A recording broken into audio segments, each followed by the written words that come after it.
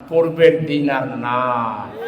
পৃথিবীতে বহু ঘটনা আছে, মাত্র রাজনৈতিক দল গঠন করে 3 মাসের মাথায় ম্যাক্রো ফ্রান্সের মতো জায়গায়, সে একটা ব্যাংকার ছিল, 3 মাস আগে দল গঠন করছে, অনেক জানু জানু দলকে পরাজিত করে ফ্রান্সের ক্ষমতায় আসে।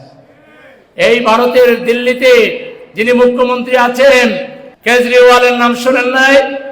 কেজরিওয়াল সাহেব ভারতের সেই দাদাদেরকে মোকাবেলা করে দিল্লির মতো জায়গায় শাসন পরিচালনা করছেন, আবার নতুন নির্বাচন তাদের হচ্ছে।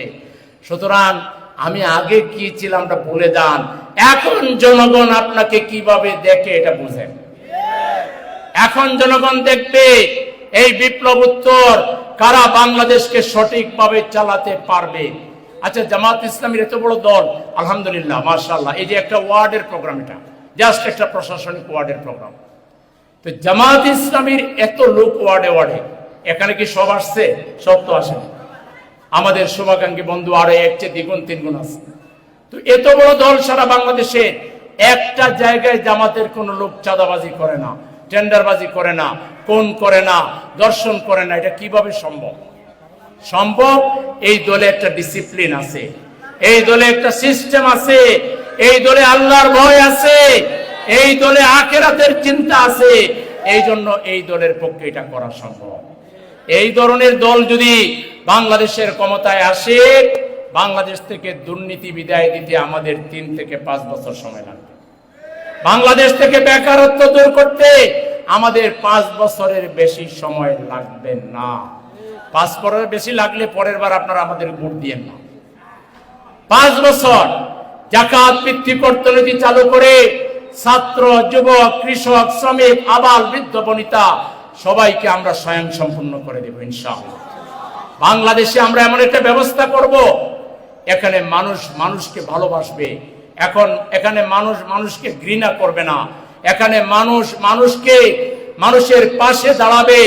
রাষ্ট্রীয় টেলিভিশন থেকে যখন আজহারী সাহেব কিংবা এরকম বড় আলেমরা দাস দিবেন, আলোচনা পেশ করবেন, কর্জে হাসানার উপকারিতা বুঝাবেন, তখন দেখবেন আপনি আপনার গরিব আত্মীয় স্বজনকে ডেকে কর্জে হাসানা দিয়ে তাকে স্বাবলম্বী করে ফেলবেন।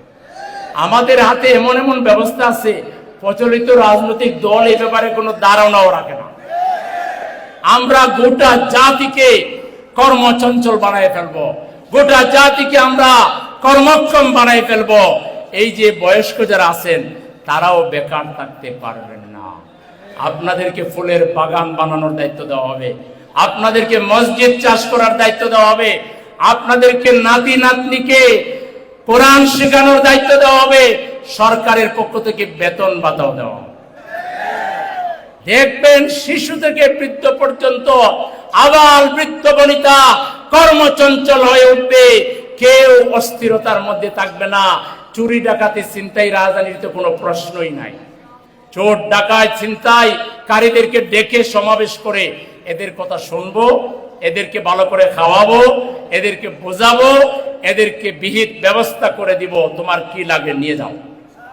রাষ্ট্রের পক্ষ থেকে নন রিফান্ডেবল ফান্ড থেকে আমাদের ফান্ড অনেকগুলো থাকবে। নন রিফান্ডেবল একটা ফান্ড থাকবে, কর্জে হাসানা ফান্ড থাকবে, জাকাত ফান্ড থাকবে, সমাজ কল্যাণ ফান্ড থাকবে।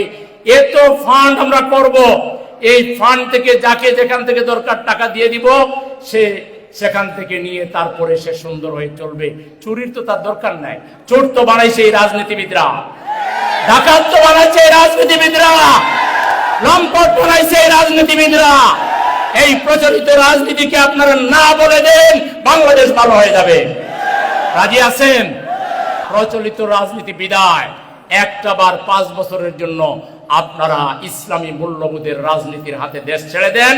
যদি আমরা না পারি, আপনারা পরের বার থেকে একবারও আমাদের আর দিয়েন না। আমরা আহ্বান জানাই দেশবাসীকে, আসুন আমাদের এই প্রিয় দেশকে আমরা সবাই মিলে ভালোবাসি, আমাদের মানুষকে ভালোবাসি, আমাদের জনগণকে ভালোবাসি।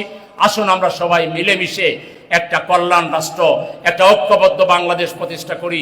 সেই বাংলাদেশ প্রতিষ্ঠায় অতীতের ন্যায় জামাত ইসলামী আগামী দিনেও বলিষ্ঠ ভূমিকা পালন করবে এবং জামাত ইসলামীকে আপনারাও সহযোগিতা করবেন, সেই প্রত্যাশা ব্যক্ত করে সবাইকে ধন্যবাদ জানিয়ে আমি আমার বক্তব্য এখানে শেষ করছি। আল্লাহ হাফেজ। বাংলাদেশ জিন্দাবাদ, বাংলাদেশ জামাত ইসলামী জিন্দাবাদ।